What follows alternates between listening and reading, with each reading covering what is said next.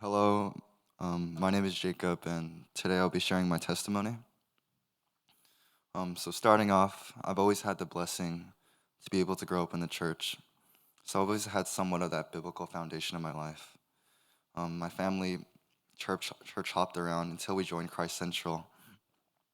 And it's funny to say now because I was actually the only kid in the youth group at that time, like five other teachers.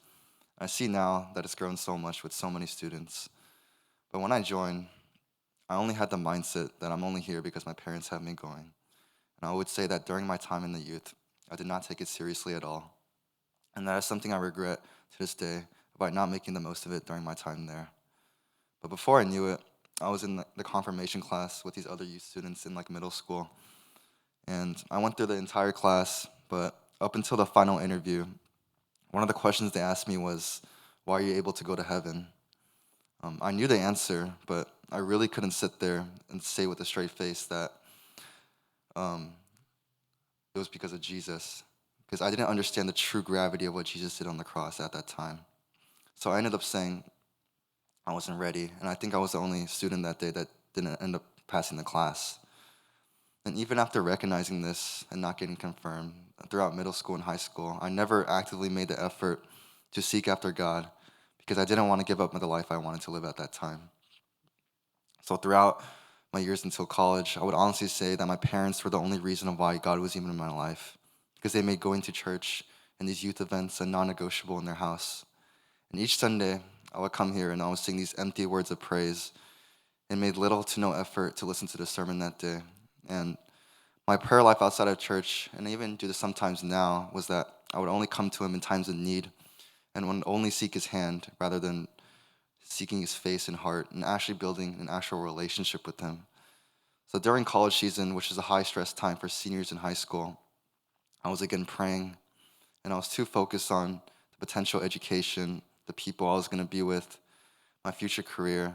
But he made me recognize that none of the stuff actually mattered if I didn't have him in the center of my life.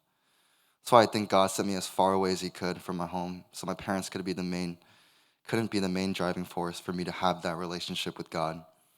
And I was really, really trying to dive into my past and find these defining moments of when I actually met Jesus. And while there are some, each experience and situation he has placed in my life were both crucial and necessary to shape me into the person I am today, which is all part of his perfect plan and timing. But during one of the college retreats, I really kept asking God, why me? Why? How could someone as unworthy as me even have the privilege to even know who he is, or to even be in the presence of him, or to even get a small taste of his love? I constantly sinned. I always fell short of his standard of perfection.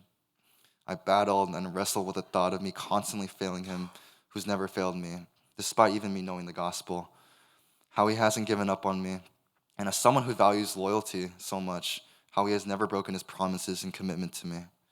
Yet I learned that he knew all the times I was going to fail him, how many times I was going to turn away and reject him. And through it all, he still sent his one and only son to die for someone like me. And even today, it's really hard to fathom how an all powerful creator could humble himself down to his own creation.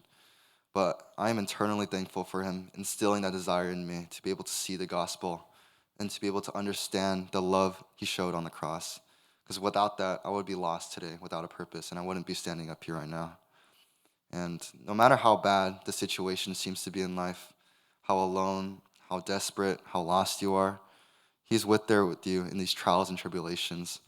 And during these moments and sufferings where I felt so far away from him, I learned that I should be rejoicing because it's only in these lowest of moments in life where my faith and trust in him can grow and where his glory shines the most. And looking back now, these moments are truly our privileges where my relationship with him grew exponentially. And yesterday, I visited my grandfather who is in his last stages of his life. And my dad reminded me that it can very well be the last time I can ever see him. And in that room, it reminded me of how temporary and fleeting this life I have is. To set my eyes on what's above and not on this earth, because these idols and things of this world that constantly blind me to his love leave me with that emptiness and feed that void inside my heart. And anything that from this world can never satisfy compared to what God has to offer. And I'm so thankful and grateful for all the people that helped me in my faith and journey with the Lord.